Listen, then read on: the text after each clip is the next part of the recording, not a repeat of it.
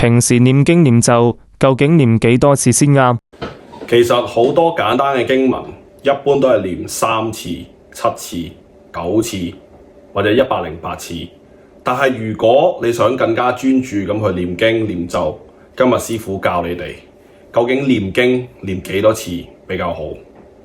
喺泰國法術法科入邊咧，我哋師傅開光佛牌、開光聖物，其實好多時間咧都係會跟隨1星期7日。我哋泰文叫做咁能運。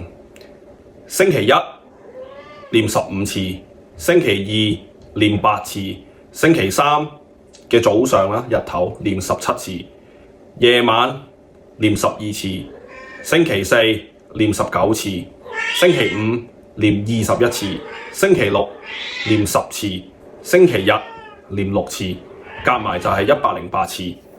建議大家可以拎住條佛珠嚟念嚟數，咁就唔使驚唔記得啦。